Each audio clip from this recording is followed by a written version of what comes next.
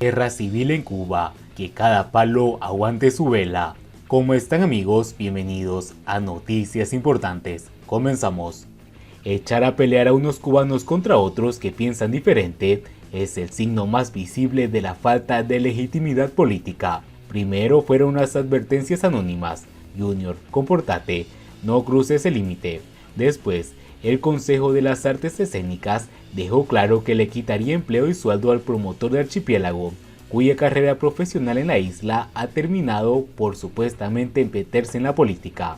Surgieron numerosas amenazas en redes sociales y descalificaciones en la televisión, luego de la burda negativa oficial a autorizar la marcha cívica por el cambio. Se pronunciaron los fiscales para advertir que salir el 15N se iba a considerar un delito punible, una demostración, si es que hacía falta alguna, de que en Cuba los jueces son los saltimbanquis del Ministerio del Interior.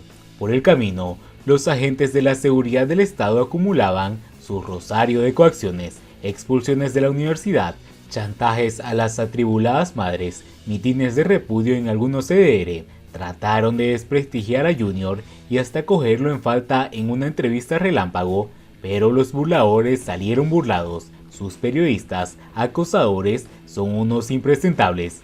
Luego del estrepitoso fracaso de todas y cada una de estas amenazas, acosos y de operaciones de descrédito, ya el propio títere castrista Díaz-Canel, más conocido como Homeless, el que no tiene gao, quien se ocupa de amenazar públicamente a la plataforma ciudadana en un pleno del PCC, somos suficientes, dice, donde antes se hablaba de la mayoría contra grupúsculos. Se siente miedo en el ambiente. Si sale solo la mitad de los firmantes de las convocatorias entregadas, la seguridad del Estado va a tener su día más ajetreado desde el 11 de julio.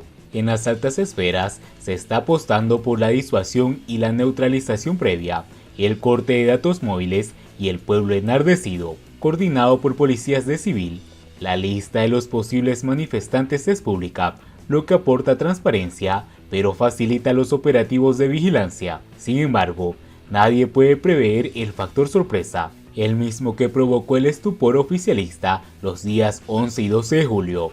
La horda sorda y espontánea de los barrios deprimidos, la inconformidad acumulada, la marginalidad, la gente sin nada que perder, lo que no sale en las encuestas. De ahí las giras presidenciales por los barrios más humildes y este tenebroso ensayo de represión colectiva en matanzas, a armar con porras a los núcleos de los PCC para que metan miedo en redes sociales y que nadie salga a la calle el mes que viene. De un cálculo arriesgado, en plena reapertura del turismo internacional, la dictadura tampoco le conviene las imágenes de cubanos golpeando a otros cubanos en las calles. Ya nadie se cree el cuento de que los supuestos mercenarios, a pesar de que los medios oficiales repiten de día, repiten de noche, el mismo guión, apelando a lo que queda del nacionalismo, en un país donde sin el MLC no comes, así de simple, apelan también a ese lado burdo y cainita del cubano, a esa suerte de carnaval despótico por pan, circo y porra,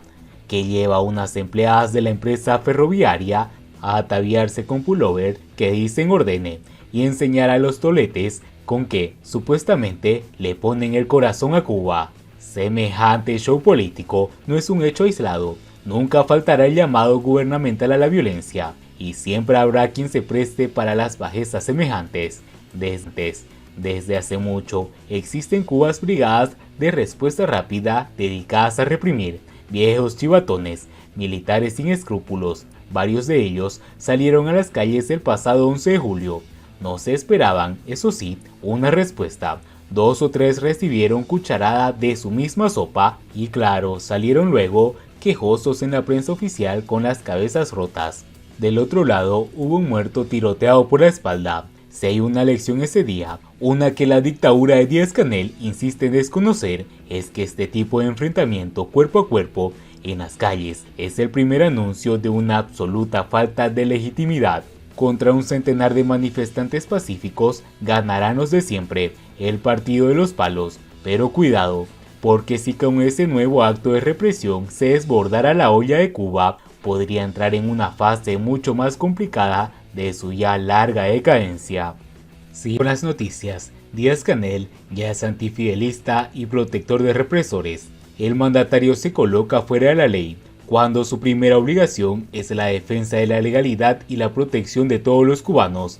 El títere castrista Díaz-Canel sigue apostando a resolver la grave crisis política de Cuba con violencia, aunque de cara al 15N parece decidido a evitar que sean los militares quienes repriman directamente a los manifestantes, como ocurrió el pasado 11 de julio histórico, y ha tenido que recurrir a las siniestras porras de Gerardo Machado para que agredan con armas y palos a otros cubanos. Con estos hechos, el mandatario se coloca fuera de la ley cuando su primera obligación es la defensa de la legalidad y la protección de todos los cubanos, responsabilidad que ahora suplanta con su misión a intereses espurios como su estatus económico y de quienes lo rodean, junto a los privilegios de la familia Castro Espín, todo ello disfrazado de la defensa de una supuesta patria y otras cativias recurrentes de la dictadura. En un tema tan grave, no valen los remilgos y lealtades falaces. El 11 de julio cambió todos los paradigmas en Cuba y constitucionalmente Díaz-Canel es el comandante en jefe, con amplias facultades, aunque se empeñe en escudarse en el general del ejército y mintiendo ante el pleno del Comité Central, que se inauguró ocultando la ausencia del miembro del buró político, Luis Alberto Rodríguez López Calleja, que a esas horas andaba en Remedios para ser diputado de la Asamblea Nacional.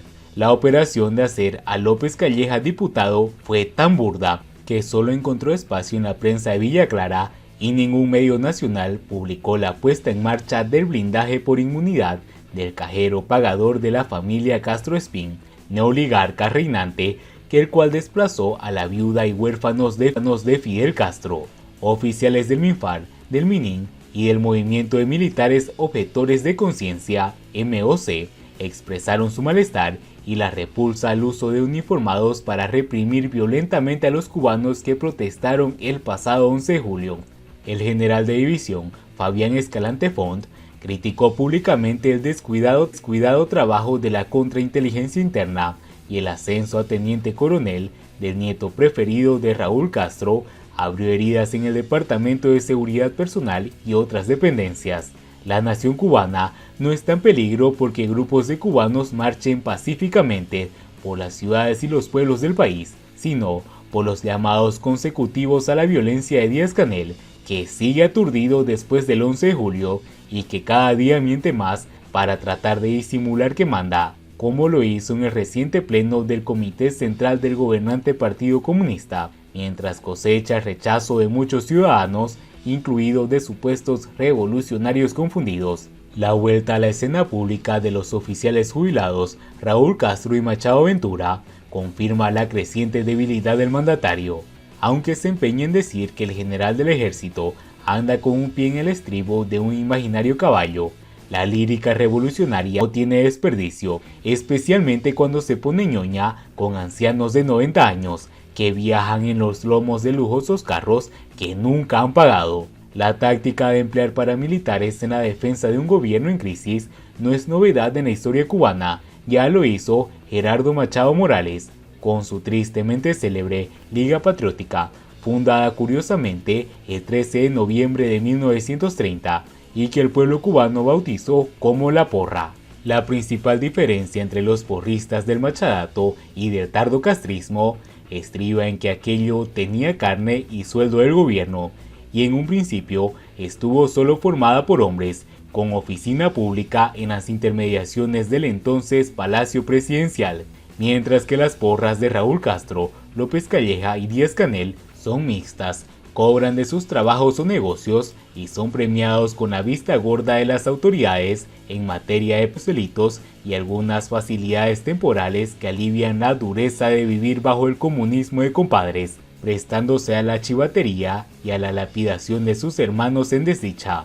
Y bien amigos, así vamos terminando las noticias importantes del día de hoy. Por favor, nos ayudarían mucho compartiendo las noticias con sus amigos, con sus familiares, y así puede llegar a muchas más personas con la verdadera realidad en Cuba. Patria y vida mis hermanos, nos vemos en el siguiente informe.